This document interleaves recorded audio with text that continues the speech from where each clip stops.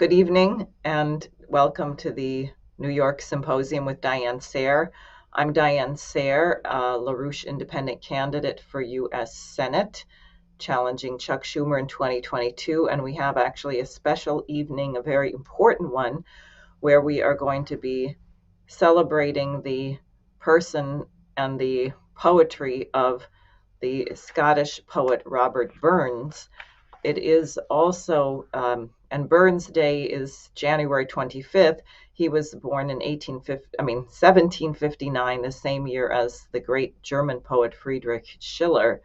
We also celebrate and should do more to honor a great American poet and counterintelligence expert, Edgar Poe, who was born January 19th, 1809, and who resided in both Manhattan and the Bronx, and who wrote the famous poem, The Raven, actually from his residence in West 84th Street in Manhattan, and was a very important counterintelligence organizer in the period leading into the so-called Civil War, War of the Rebellion, along with other writers like James Fenimore Cooper.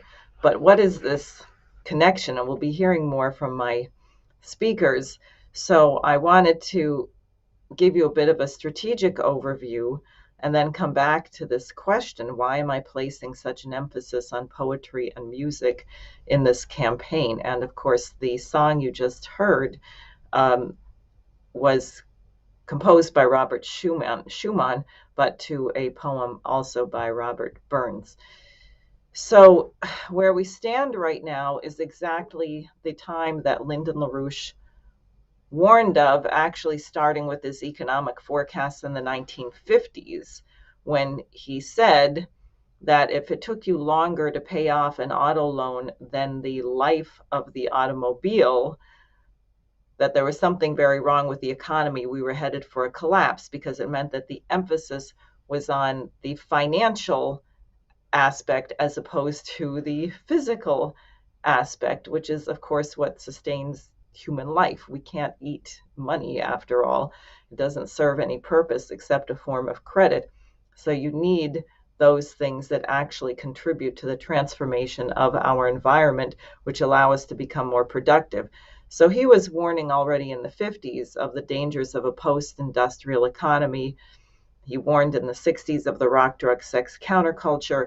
And in the 90s, he developed a formula, a triple curve function, which I've shown many times, where what you see is the amount of money in circulation is going up hyperbolically at the same rate that the physical investment is going down. And when that happens, you get to a collapse, not gradual, but jarring, shocking. And we're seeing that all over the United States, all over Western Europe, where we simply have not invested in scientific progress or building the infrastructure that's required. So you have situations as we saw last September 1st, when downgraded tropical storm Ida, having been a hurricane, hit New York and New Jersey, and dozens of people died, drowning in their basements, in an absurd situation. But because the pipes and sewer systems have not been maintained, many of them are over a century old. We saw that in a horrific way in the Bronx last week, first with the fire in one 19-story building, which led to the death of 17 people through smoke inhalation. And there was all sorts of clamor about how people weren't closing their doors. That's not the point. The building had over 200 code violations. The doors are supposed to be automatically closing. Stairwells in such a building where you don't have an outdoor fire escape are supposed to be basically impermeable to smoke. There have to be doors that seal out the smoke. Almost all of the individuals who died of smoke inhalation. And the way that these people were treated after the fact, where they were moved to hotels and then told they were going to be put in homeless shelters, I think some of that has been slightly adjusted. But the question is, just addressing that particular situation doesn't solve the fact that there are hundreds of other such situations in New York City alone, let alone Buffalo, Rochester, Syracuse, Camden, New Jersey, Detroit, Chicago, Los Angeles, San Francisco, and it goes on. And sure enough, in the Bronx, a building exploded a few days later, killing a 77-year-old woman due to a gas leak or something like that. So really the disintegration, a complete indifference with regard to human life, which we see in the situation in Afghanistan, which I've discussed many times, where 9 million or so people are threatened with imminent death by starvation. 95% of the population there is food insecure, 23 million ultimately facing starvation. I mean, this is completely absurd in this day and age, but the Biden administration has chosen to freeze the account of the Afghan central bank. So the funds are sitting there in the New York Federal Reserve and in European banks, not being released. Then we had today the situation in Yemen, which is extremely alarming and gut-wrenching. The Saudis have been bombing Yemen with bombs and weapons supplied by the United States. They blew up a prison, killing at least 150 people. The death count is probably higher by now, but they're also knocking out all of the communications towers, which means they don't want the world to know the nature of the crimes that they're about to commit. And then finally, we get to the situation with Ukraine and Russia, where we have complete lunatics like the head of the Strategic Command, Admiral Richard, who says that nuclear war has gone from unlikely to likely. Mississippi Senator Roger Wicker, who says, oh, we should use the first, we should keep on the table a nuclear first strike option against Russia. And all over the press, hype about Russia's alleged invasion of Ukraine, when Russia is simply moving its troops within its own borders, and it happens to border Ukraine. But meanwhile, the United States has 4,000 troops in Ukraine as part of a 10,000 troop NATO deployment. So who is invading Ukraine, and how is it that it got the government that it did? And that has to do with $5 billion spent by the National Endowment for Democracy in 2013, 2014, under the Obama-Biden administration. Now, it looks, and there are some rumors, I don't know, Biden is not eager to have a nuclear war. He would like to find some way to pull back, but you have extreme pressure from the same forces that undermined President Trump when he was trying to withdraw our troops from Syria. In this case, again, a Secretary of State who is a complete warmonger lunatic, Anthony Blinken, and others reaching an impasse, trying to insist that the door to NATO should remain open, even though James Baker III, Reagan, others Gorbachev promised the Russians that NATO would not move 1 inch to the east after Germany was reunified. And in fact, NATO didn't move 1 inch, it's moved 1,000 kilometers to the east. So you say in all these crises, well, how do we have time to think about poetry? But the point is, when you are at something that seems like an impasse, it's very important to have a kind of free play of the mind to liberate your thinking into a different domain. We've heard the expression thinking out of the box, but what is out of the box? That just means empty space surrounding the box? Or is there a different domain which is actually a higher order, perhaps a different dimension? And that is the realm of art. That's what Friedrich Schiller understood when he was so dismayed that the French Revolution could not attain the heights of the American Revolution, did not succeed in creating a republic, but instead succeeded in creating bloody mobs who went around chopping everybody's head off. And he said, a great moment has found a little people a people that was not prepared for the revolutionary time when it happened. And I believe very strongly that we are in such a revolutionary moment right now, and therefore it is very urgent that Americans allow themselves to have the joy of contemplating beauty, of contemplating a different dimension from which we can get a perspective which will allow us to solve these problems. So, with that, I would like to introduce my colleague, Jerry Belsky, who will tell us something about why we're here today. And while he's there, I'll also introduce Fred Haight, who's joining us from Canada, and my friend Jenny Burns, who's working on figuring out how to get on, who apparently is actually, her name Burns is not a coincidence. She is a descendant of Robert Burns, whom we're celebrating today. So, Jerry, I'm really glad you're with us. You can go ahead. Okay, thank you very much, and I certainly hope Jenny can get on. Um, you mentioned Edgar Allan Poe. Let me start with him because he makes the point very clearly why poetry is absolutely necessary for collectivity to succeed. In his famous story, The Purloined Letter, he makes the emphatic point that somebody who is not steeped in poetry is incapable of political analysis.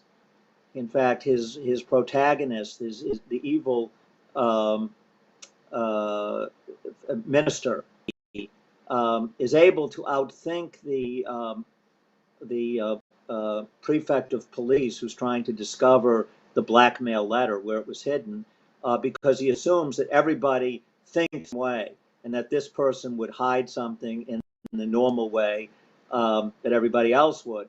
And Poe's hero, C. Auguste Dupin, points that the reason why the minister is able to succeed over the attempts of the prefect to discover this letter is that he was not simply a mathematician, but a poet.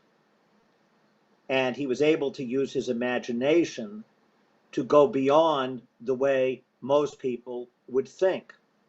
Now, you could say that this imaginative quality is essential to thinking, as you said, box, outside of linear deductive thinking.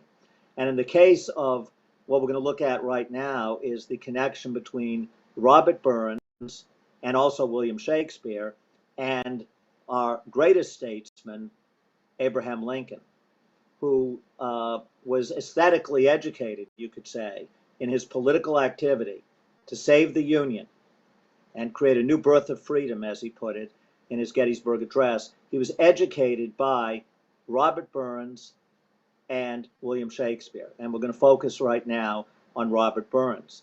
Now, the reason why, and Lincoln is a good example of exactly what Poe was talking about, because you could say that Lincoln, in a sense, was both a mathematician and a poet, because he studied not only poetry, but he actually went and read the books of Euclid to be able to develop his mind in a way of going through axioms and postulates and demonstrating to people how they thought.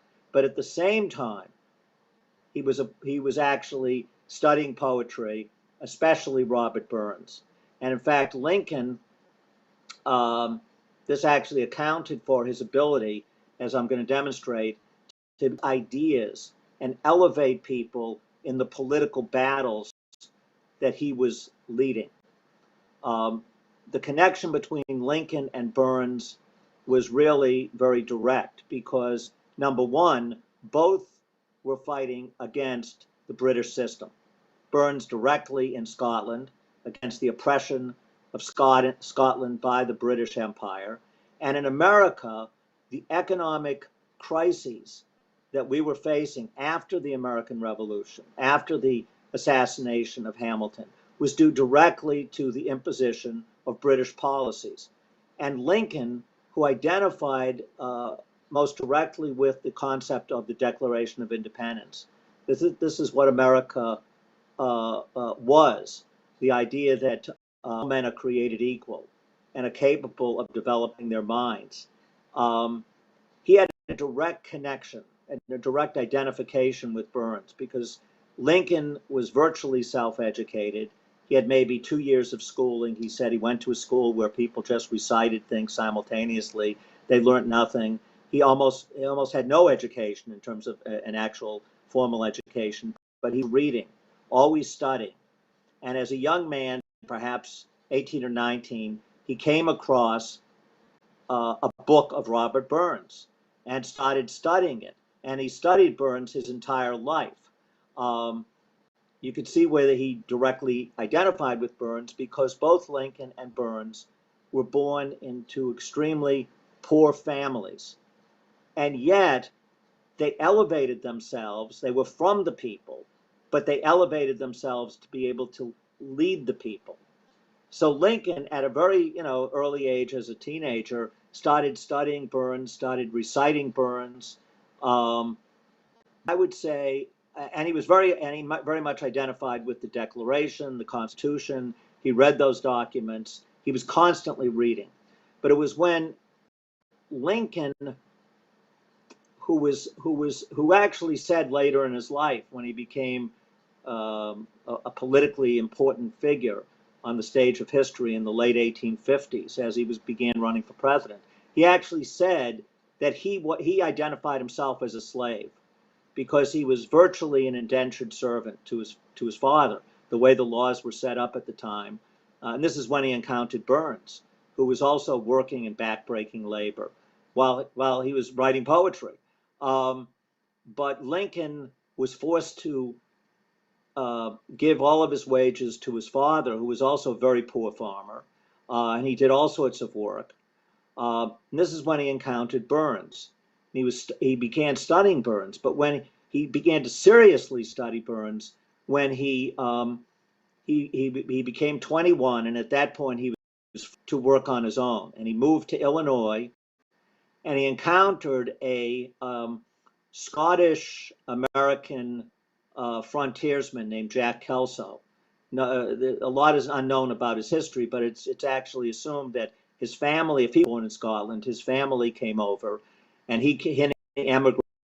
And this individual taught Lincoln Shakespeare and Burns, and was constantly reciting poetry to Lincoln, who was at that time a clerk and a surveyor, had all sorts of odd jobs, but those were his main ones. But Lincoln was so enthralled with learning poetry and reciting it that he would spend time with Kelso, who was an avid fisherman and also a big drinker, even though Lincoln had nothing to do with alcohol and frankly didn't even like fishing. But he would spend his time with this fellow because to engage him in discussing poetry.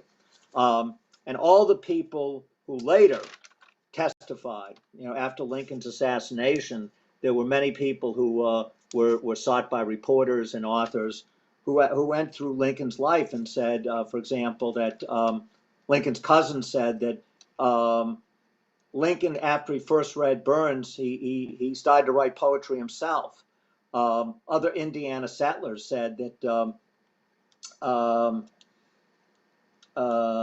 let's see, well, that some people said that he memorized almost all of Burns.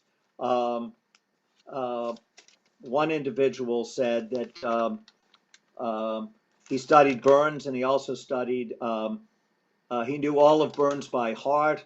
Another person said that Burns and Byron were his favorite books, and later he got rid of Byron, but he forsook Byron, but he never forsook Shakespeare and Burns. And that in his days as a clerk in the 1830s in the country store where he worked, he would read Burns and act out the poetry itself to the great hilarity of everybody around him. His law partner, Milton Hay, said that Lincoln could quote Burns by the hour. I have been with him in that little office. This is when he became a lawyer. And heard him recite with the greatest admiration and zest Burns' hilarious her Burns ballads and other quaint things. The poems that Lincoln seemed to like the most was a poem called Holy Willie's Prayer, which is about a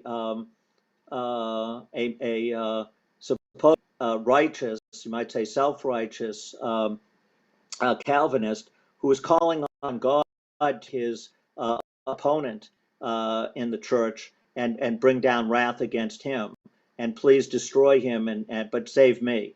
And Lincoln loved this poem along with Tam O'Shanter, which Poe, by the way, said was one of the most imaginative poems ever written. He named a few of them, but that were filled with imagination. He said this was one of them. Now, the thing about, I would just say, well, what's the significance, of Robert Burns? If you look at Burns's poetry, it is tremendously satirical, ironic, and extremely, I would say, density as a density of communication of profound ideas in an ironic way. And Lincoln recognized this ability to shape language in order to elevate people, to communicate. And everybody knows about Lincoln's use of allegories and stories as opposed to giving people lectures. He would give them a little story. Well, he saw as a way to do that as well, a way to lift people by communicating an idea. And Lincoln was quoting from Burns when he was in the White House. He would actually, people would talk to him, and he would actually start quoting Burns, reciting Burns along with Shakespeare, all the way to the end of his life. In fact, before his assassination, as he was coming back from Richmond after visiting the conquered city, and he was on the boat up the Potomac. He was talking to his secretary, John Hay, and he actually was reciting several poems of Burns. This was 1 week before he was assassinated, and the thing that he said about this was the ability of Burns to compress an idea.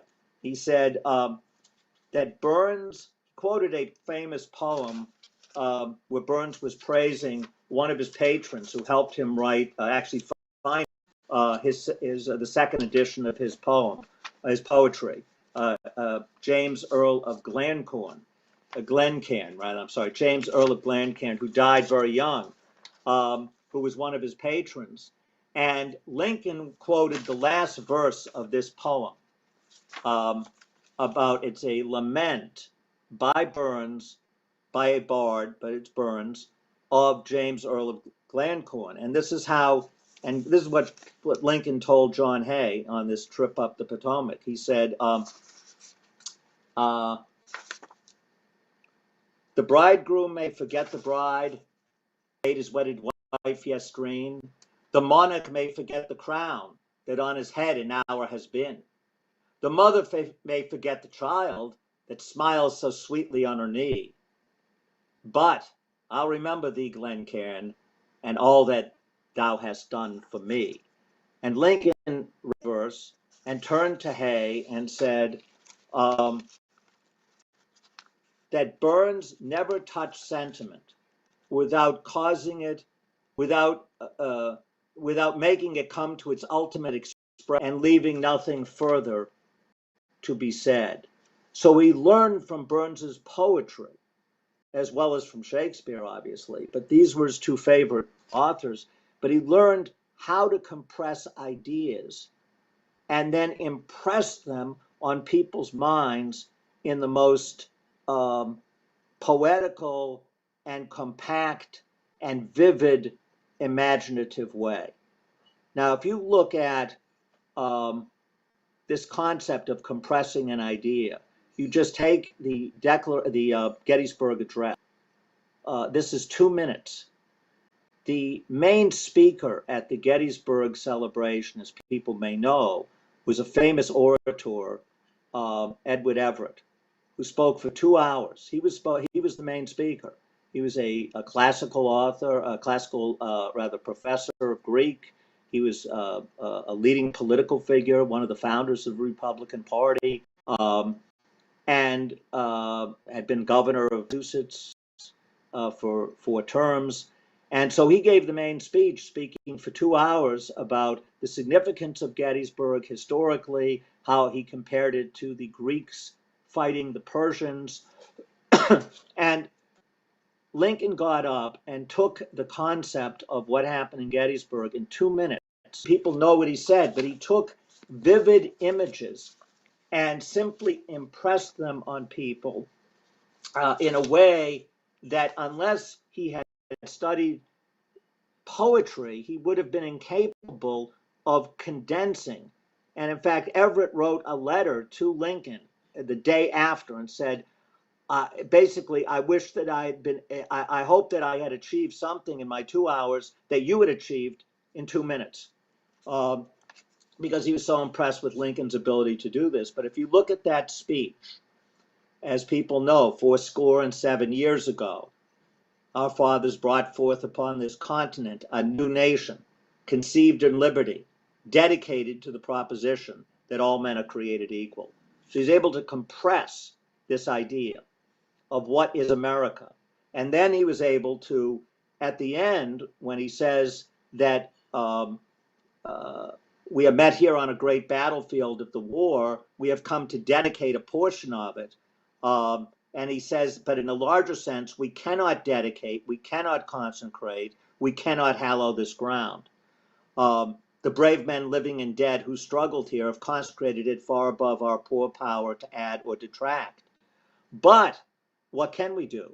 He said it is for us, the living, rather to be dedicated here to the unfinished work to which they thus far so nobly carried on.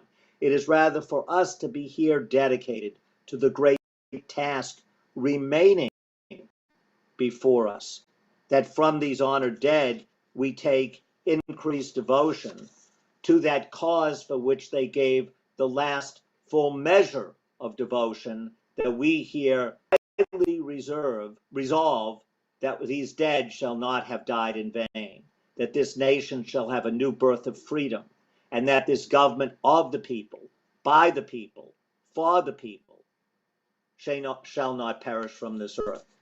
Now, the ability to take that and in 2 minutes compress what is now our task as living to create a new birth of freedom for this nation, I would say was largely, I wouldn't ascribe it totally to Burns, but certainly Lincoln's ability to communicate these ideas was very importantly impacted by Lincoln's immersion and study and reflection and communication for 30 years prior to this of the poetry of both Robert Burns and William Shakespeare, two great poets who were fighting the British system, or what we would call today the oligarchical system, because they were communicating to people, how do you change history?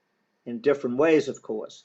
But in the case of Burns, he was using, if you look at any of his poetry, satire, irony, and if you look at a poem I think we're going to look at tonight, which is To a Mouse, there's a certain cadence, poetic cadence, which it was imbued in the Scottish language, but it is a poetic cadence that he had mastered, where he has 6 lines, and four of them have 4 beats, and then 2 have 2 beats, and they just leave you with a very vivid image in the way that Lincoln borrowed from that.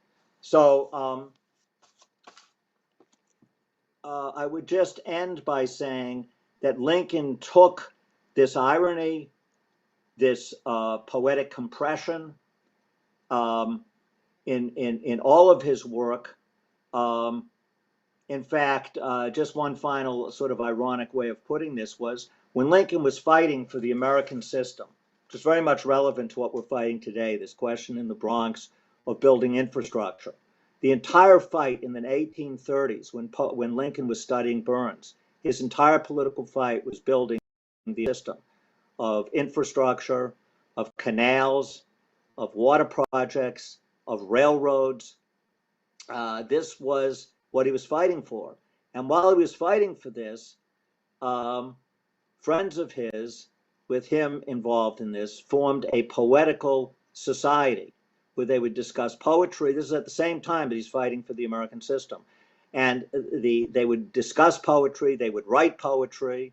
In fact, I'm going to give you just a few lines of a poem that we don't even have the whole poem, but this is something that Poe wrote, which is clearly inspired by Robert Burns. And I'll give it to you, and you'll see why.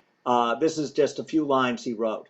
Whatever spiteful fools may say, each jealous ranting yelper, no woman ever played the whore unless she had a man to help her. So that was the kind of, it was raucous, bawdy, but he was trying to get people to think, get them to laugh. Now, this poetical society evolved into a political debating club. And it was in these debates that Lincoln and others took those who were arguing, including his future rival Douglas, who was his perpetual adversary, frankly, who was arguing against the American system. So I would just make the point that the fight for the American system, the fight for rebuilding the economy, was absolutely tied up with this fight for elevating people through a poetic image. And in fact, some people have even said that without Robert Burns and William Shakespeare, the Civil War could not have been adequately won. So I'll leave it at that. Thank you very much. Well, I see our official Burns family representative is here, Jenny Burns, and she, I think, is planning to actually give us that poem that you were mentioning. So, Jenny, if you want to go ahead, and if you want to tell anyone anything about it or do it, it's totally up to you. We can't hear you. So yes, this poem, Tuamusi is how it's pronounced,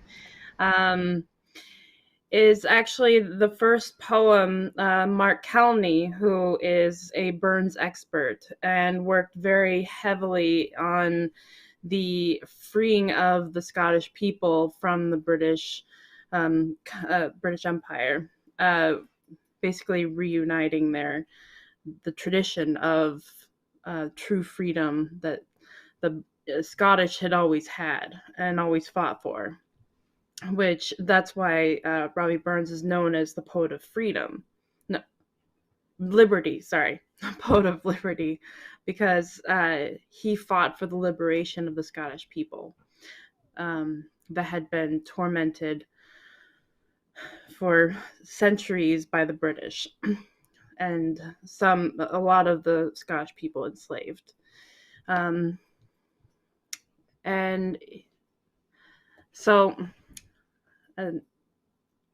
I will read Tuamusi by Robert Burns. On turning up in her nest with the plow, we sleekit cowrin timorous beastie. Oh, what a panic's in thee breastie. Thou need not start away so hasty, we brickerin brattle. I wade be lathe in rean chase thee, we murderin paddle. I'm truly sorry man's dominion has broken nature's social union and justifies that ill opinion which makes thee startle at me, thy poor earth-born companion and fellow mortal. I doubt na whiles but thou may thieve. What then, poor beastie, thou maun live? A Damon Icker in a thrave, sama request. I'll be blessin' wi' the lathe, and never miss it. Thy wee bit hussy, too, in ruin. It's silly was the winds are truin, and Nathan now to be a big ain. Oh, foggage green, and bleak December's winds ensuing, bathe Nile and keen. Thou saw the fields laid bare and waste, and weary winter come faced, and cozy here beneath the blast, thou thought to dwell till crash, the cruelter passed out through thy cell. What that wee bit heap o' leaf and stibble has cost thee money a weary nibble. Now thou's turned out for thy trouble, but house or hold do to thole the winter's sleety dribble, and Crockrock called. But Moosey, thou art no thy lane, in proving foresight may be vain. The best laid schemes o' mice o' men gang off agilely, and leeing us not but grief and pain for promised joy. Still thou art blessed compared with me. The present only toucheth thee, but alk, I backwards cast me ain on prospects drear, and forward though I canna see, I guess and fear. So that's the Scottish original. I figured most people wouldn't understand Gaelic, Scottish, and Gaelic speak. So I figured I would also read the translation, which I had at a moment ago. I was just pulling it up again whenever I came on, so just bear with me.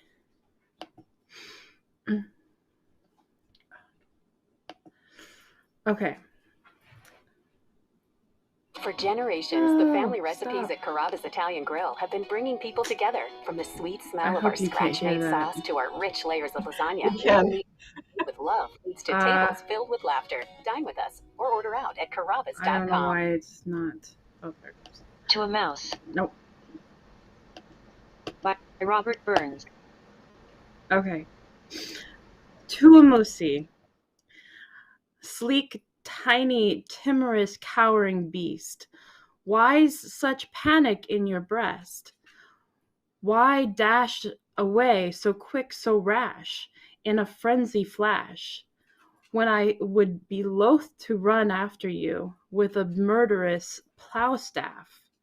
I'm truly sorry man's dominion has broken nature's social union, and justifies that bad opinion which makes you startle, when I'm your poor earthbound companion and fellow mortal.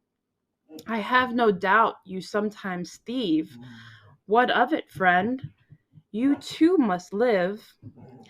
A random corn ear in a shocks a small behest. I'll give me a blessing to know such a loss. I'll never miss it. Your tiny house lies in ruin. Its fragile walls wind rent and strewn. Now nothing's left to construct you a new one of mosses green, since bleak December's winds ensuing blow fast and keen. You saw your fields laid bare and waste, with weary winter closing fast, and cozy here beneath the blast, you thought to dwell till crash, The cruel iron plowshare passed straight through your cell. That flimsy heap of leaves and stubble had cost you many a weary nibble. Now you're turned out for all your trouble, less house and hold to endure the winter's icy dribble and hoarfrost cold. But, mouse friend, you are not alone in proving foresight may be vain. The best laid schemes of mice and men go often awry, and leave us only grief and pain for promised joy. Still, friend, you're blessed compared with me. Only present dangers make you flee. But ouch! Behind me I can see grim prospects drear, while forward-looking seers we humans guess and fear.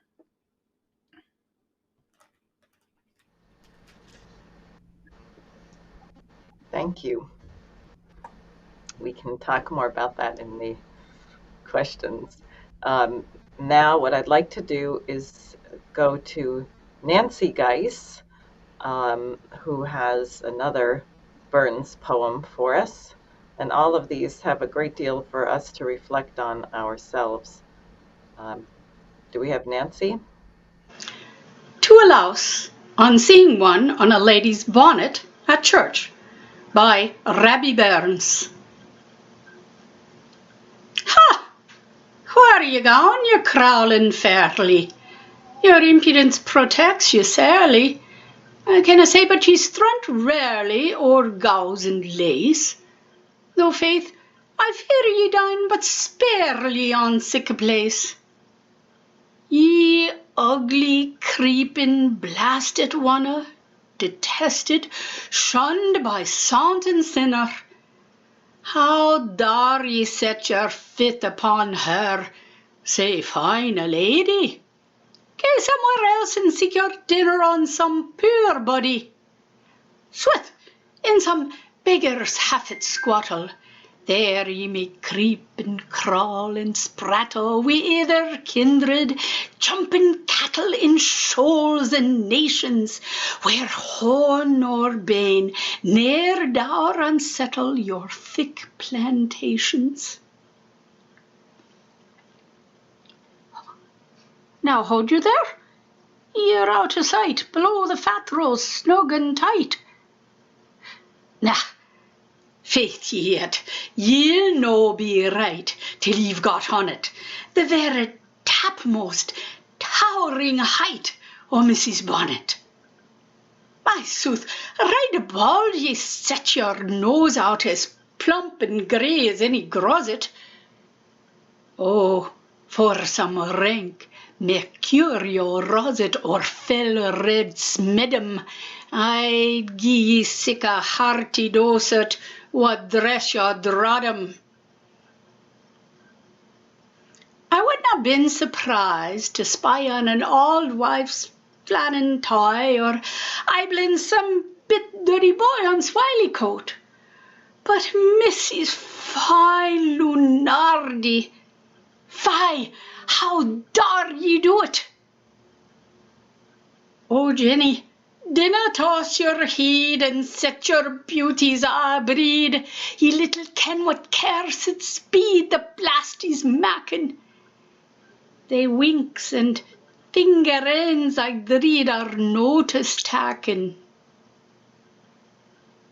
Oh, would some power the giftie gie us, to see ourselves as others see us, it would frae mony a blunder free us and foolish notion. What airs in dress and gait would lee us, and in devotion. Thank you, Nancy. Very delightful. And now we will go to Nancy's brother, Fred Haight. Okay, can you hear me okay? Yes. Okay, good.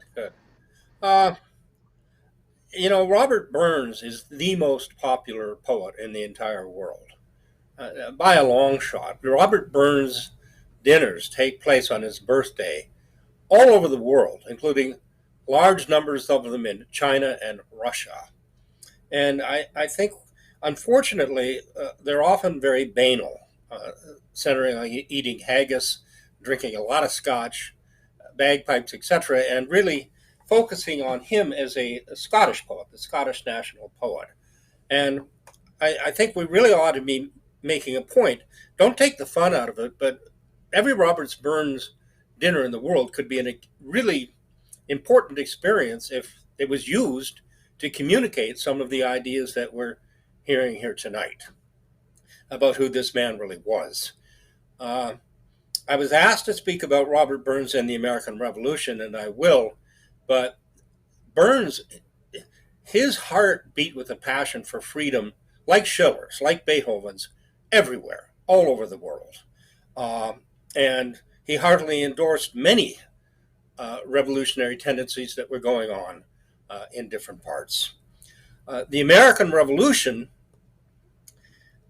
to praise the American Revolution in England in those days was punishable in the extreme. I don't know whether they would have killed you, but you certainly couldn't do it.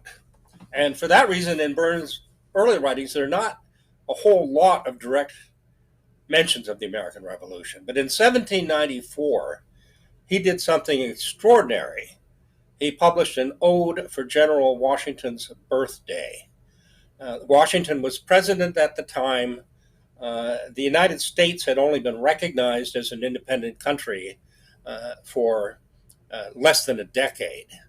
And it caused a furor. In fact, Burns died less than 3 years after that under what I would consider suspicious circumstances. And I don't think the Ode to General Washington's Birthday is read at many Robbie Burns dinners. I doubt if it's ever been read anywhere in the British Commonwealth or Empire. So I'm going to read the first stanza of it now. I've actually recorded myself reading it because I thought I would get a better sound quality. So Jose, if you play that, this is just the first stanza of Robbie Burns' Ode for General Washington's Birthday from 1794. Ode for General Washington's Birthday by Robert Burns, 1794. No Spartan tube, no Attic shell, no lyre Aeolian I awake. 'Tis Liberty's bold note I swell. Thy harp, Columbia, let me take. See gathering thousands while I sing, a broken chain exulting bring, and dash it in a tyrant's face, and dare him to his very beard, and tell him he no more is feared. No more the despot of Columbia's race.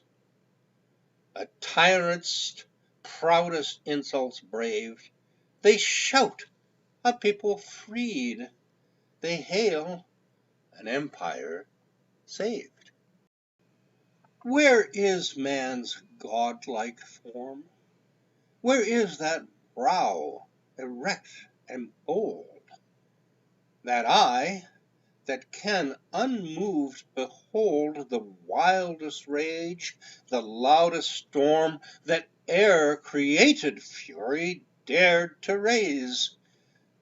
Avaunt, thou caitiff, servile, base, that tremblest at a despot's nod, yet, crouching under the iron rod, canst laud the hand that struck the insulting blow. Art thou of man's imperial line? Dost boast that countenance divine? Each skulking feature answers no. But come, ye sons of liberty, Columbia's offspring, brave as free, in danger's hour, still flaming in the van, ye know and dare maintain the royalty of man.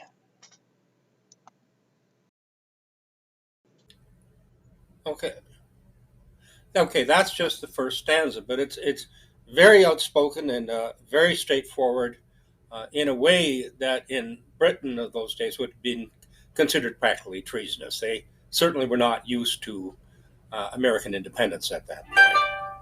Now, Jose, can you just move it to the next one and freeze it there for a bit?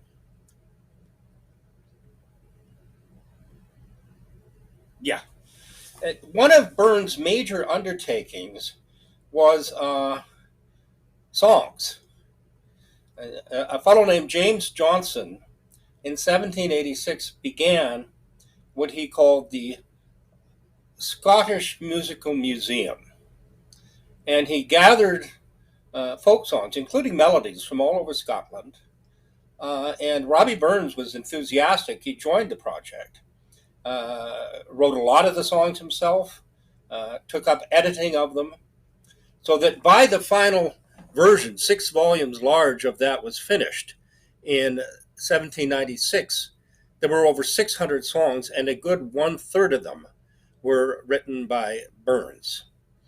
Burns suggested, and this continued with George Thompson, by the way, the fellow who approached Beethoven to set these songs, and we'll come to that in a bit.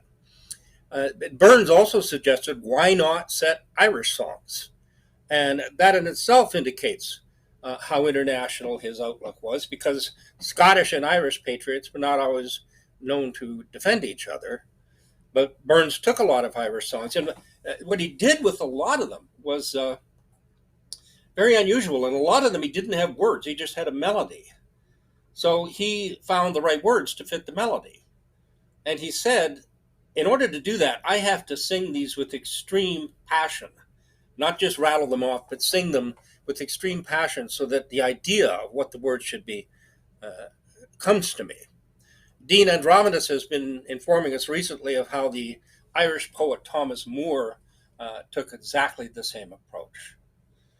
Now, one great anomaly in the Scottish Musical Museum is song number 384, The Slave's Lament. And you would not believe how people go out of their way to write this off. It's not attributed to Burns. Many of the songs are not attributed to Burns. They didn't have anybody's name on it. But nobody really believes that it could have been anybody else but Burns who wrote it. And they'll say, well, it was really an African tune. He didn't set it. He was talking about Scottish slavery, but the song is about a fellow from Senegal who's now in Virginia. That's not Scottish slavery. So there are all types of attempts to say he didn't write it, and I've recorded myself singing it, and unfortunately my voice is not in great shape, so you'll have to put up with that. But just listen to it and how moving it is. And the one thing that these people cannot account for in their attempt to write it off is how a song like this got into a book of Scottish folk songs. So could you go ahead, Jerry, please? It was in sweet Senegal that my foes did me enthrall, for the lands of Virginia,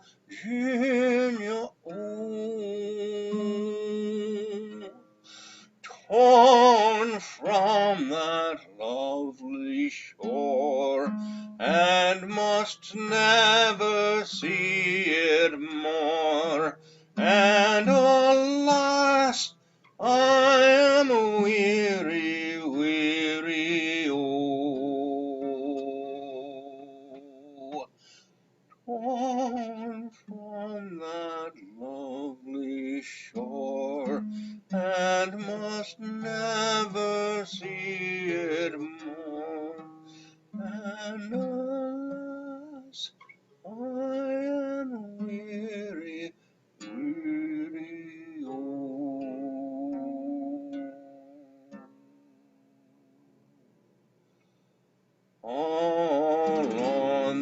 charming coast is no bitter snow nor frost, like the lands of Virginia, Virginia, oh.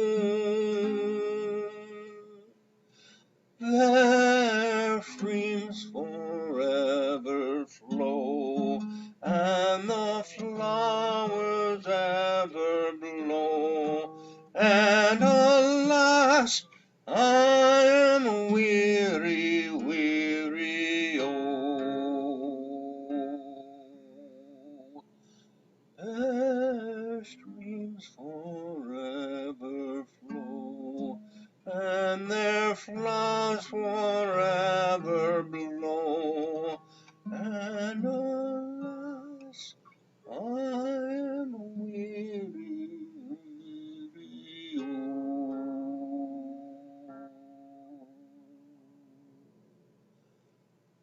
The burden I must bear, while the cruel scourge I fear, in the lands of Virginia, Virginia, oh.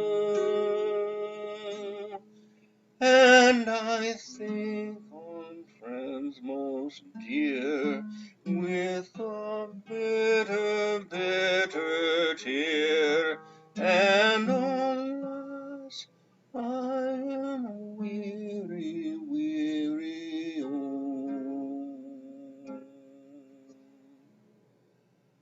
And I think on friends most dear, with a bitter, bitter tear, and alas, I am weary, weary, oh.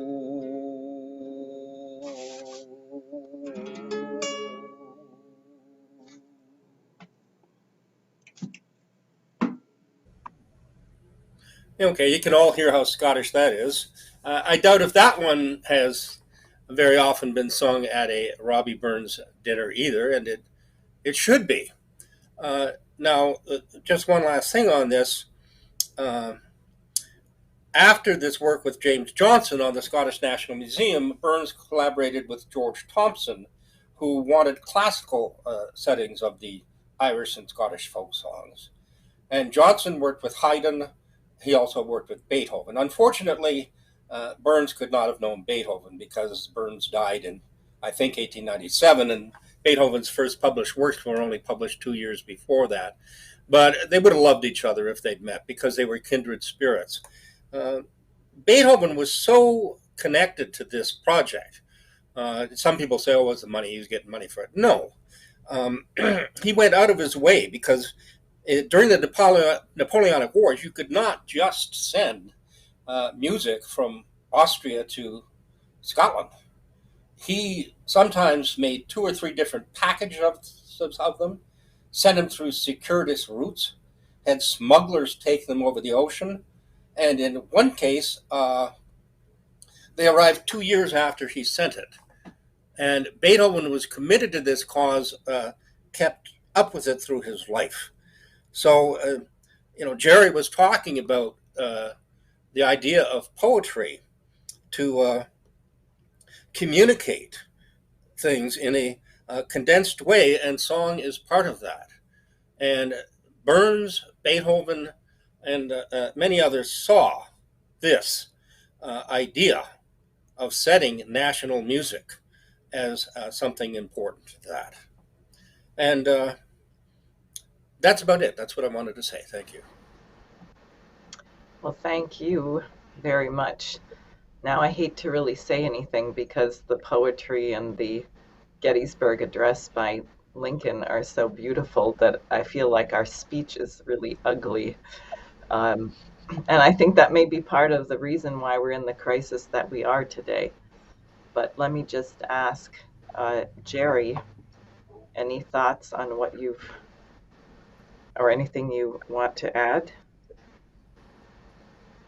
Well, I would just add that as Fred was saying, and there's a lot we still don't know about this, but Burns was extremely popular in America. He was picked up and he was recognized as representing really the highest aspirations of freedom, because that's how Lincoln was able to pick up Burns, because in the frontier he was able to get a hold of Burns because Burns was popular. Also, Burns was actually brought into the presidential campaign of 1860. Because when a Lincoln biography was written, Lincoln was identified specifically as being so enamored of Burns that he read Burns and memorized his poems. This was put in his biography, and the only reason I could see that this out didn't change a word of what was said is because he knew that this would resonate with the American people in 1860. That here you had a man of the people, not some person who was trying to just show his learning and his academic credentials, but somebody who actually wanted the will of the people, the needs of the people. So I would just say that about it, that Burns played a very important role. And the fact that Lincoln really inspired by Burns and went to Burns, I mean, it says about the power of his poetry. Mm-hmm. Any thoughts? Jenny, Fred?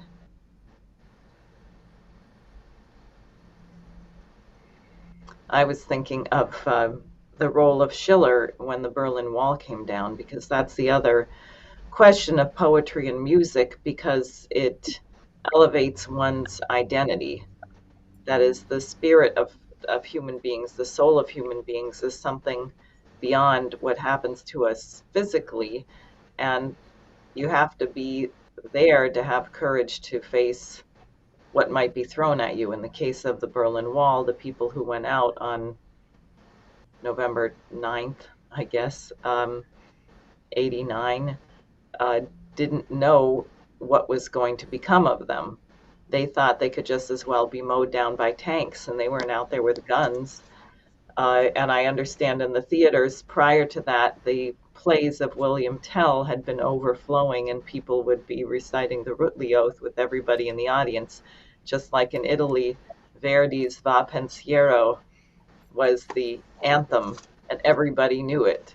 I think that is crucial, and that's how you knew, as Helga Zepp-LaRouche said, that this Berlin Wall coming down was really a great moment, but the question was to sustain it. Can you keep people in that elevated mindset and move forward? And of course, as we know, there were a number of assassinations, a bunch of wars that were started by Thatcher and Bush, and that opportunity was missed.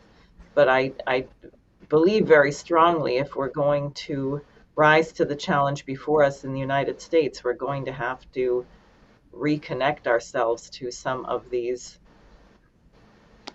bards of liberty, if you will. Well, let me just say one other thing. Oh, go ahead, Jenny. I'm sorry. Well, I mean, that's why poetry is so crucial. I mean, if you look at, for instance, during the American Revolution, when it was really tough, we were losing battles constantly, but we had to win the war. We had to win our nation, because of the ideas that the American Revolution represented.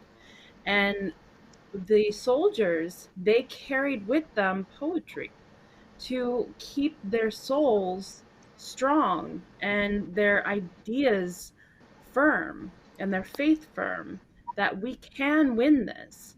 Same with the Civil War. They carried around poetry, they carried with them songs, they carried with them the speeches that Lincoln wrote had spoken. One really interesting incident is when Lincoln goes to a group of soldiers, and a soldier comes up to him and quotes the entirety of one of his speeches. I mean, it's the power of ideas and the power of poetry and how it really gets to the soul of individuals to allow the individual to change history and be part of history.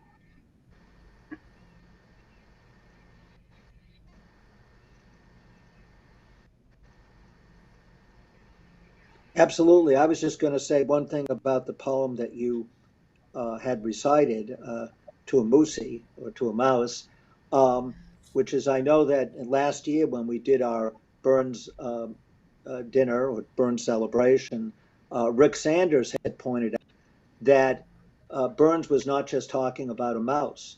He was talking about the clearing of the Scottish Highlands by the British that were throwing people out of their homes, destroying them. So the irony of this is brought by saying that that he was concerned about the house of the mice that were being destroyed, but he was actually referring as well when he talked about the best laid plans of mice and men to what was being done to people in Scotland and what they were fearing for the future.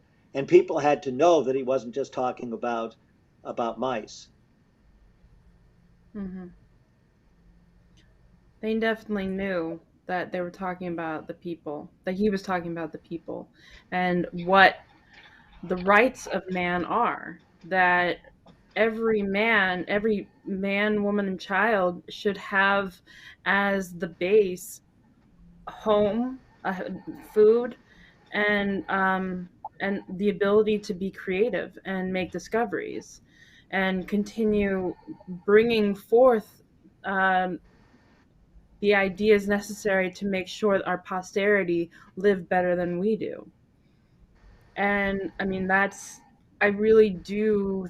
Well, I mean, I worked with Mark Colney on this poem.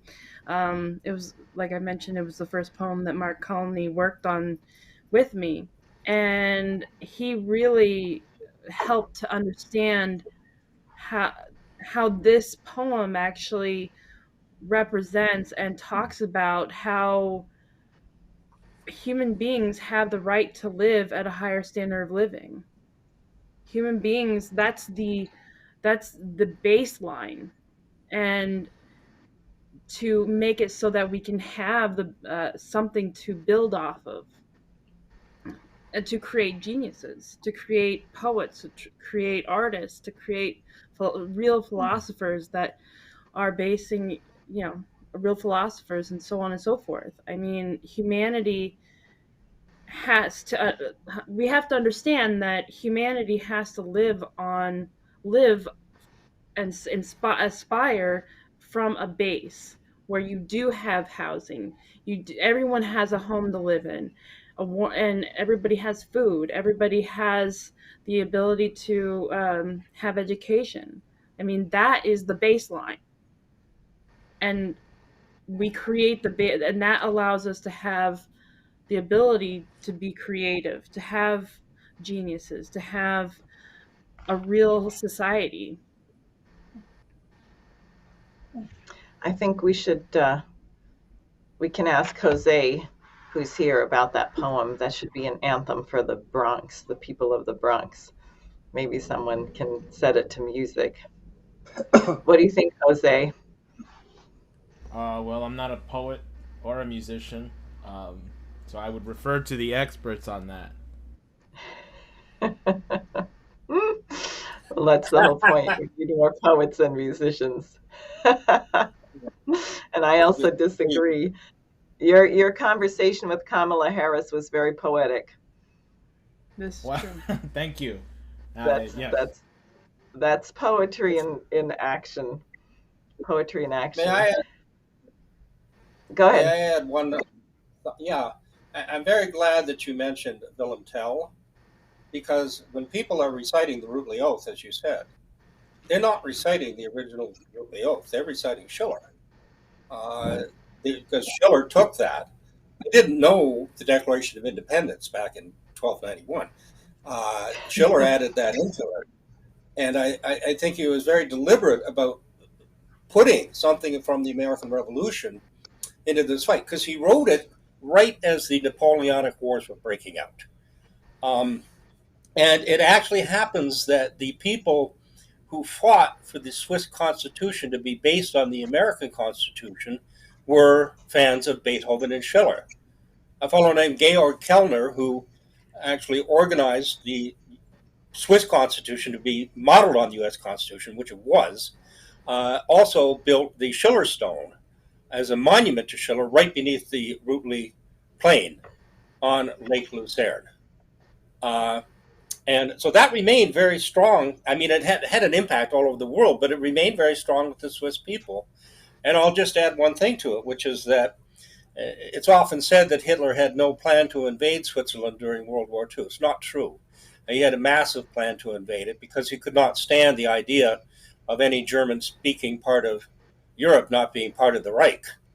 And in the June of 1941, Switzerland was approaching its 650th anniversary of the Rutli Oath.